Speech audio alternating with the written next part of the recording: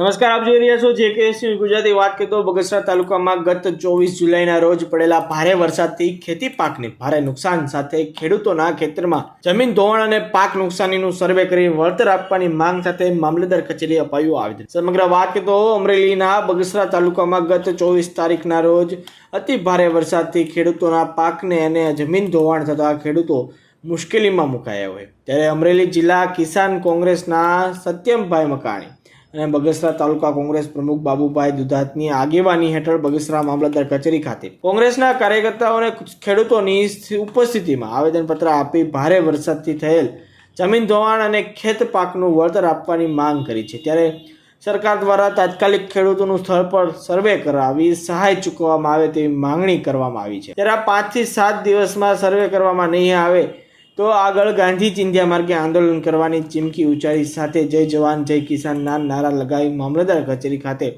આવેદનપત્ર આપી રજૂઆત કરવામાં હતી। જેકેએસ ન્યૂઝ સાથે રોમિલ મણવર, બગસરા તાલુકાના ખેડૂતોની અત્યારે દયનીય પરિસ્થિતિ થઈ રહી છે। અમે હમણાં કોંગ્રેસ પરિવાર પાર્ટી અને બધા કાર્યકરોને સાથે રાખીને ગામડાના સર્વે કર્યા, જેથી કરી ખેડૂતો અત્યારે કંગાળ બન્યો છે।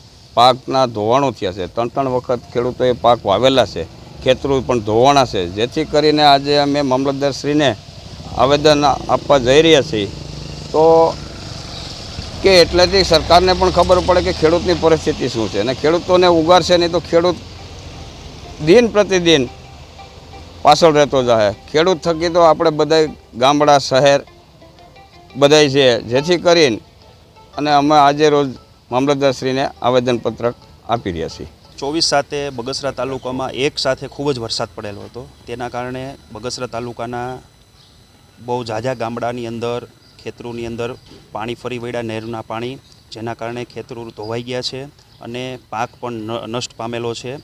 તેના કારણે આજે કોંગ્રેસ પરિવાર દ્વારા અમે છેલ્લા 4 દિવસથી ગામડે ગામડે જઈ ખેડૂતોની વેદના જાણી કે ખેડૂતોને કેટલો પાક નુકસાન થયો છે અને ખેડૂતો કેવી પ્રકારની મહેનત મજૂરી કરી રહ્યા છે। તેના ભાગરૂપે આજે અમે આવેદનપત્ર આપવામાં આવેલું છે અને મામલતદાર સાહેબને વિનંતી છે કે તાત્કાલિક ધોરણે તેનું સર્વે કરવામાં આવે, સર્વે કરી અને ખેડૂતોને જે મળવાપાત્ર વળતર હોય તે તાત્કાલિક ધોરણે વળતર મળવામાં આવે તો ખેડૂત પાછો બેઠો થઈ શકે અને પોતાની જે રોજગાર છે, જે કર્જમાં ડૂબેલો છે ખેડૂત, તે કર્જામાંથી બહાર નીકળી શકે। ખાસ કરીને આવેદનપત્ર આપ્યો કે સરકાર દ્વારા કોઈ કાર્યવાહી નહીં કરતા આગામી દિવસોમાં શું કાર્યવાહી? આગામી દિવસોમાં અમારી પાસે એક જ હથિયાર છે, ગાંધી ચિંધ્યા માર્ગે આવનારા દિવસોમાં અમારે જો મજબૂર બનવું પડશે તો અમે આંદોલન પણ કરશું।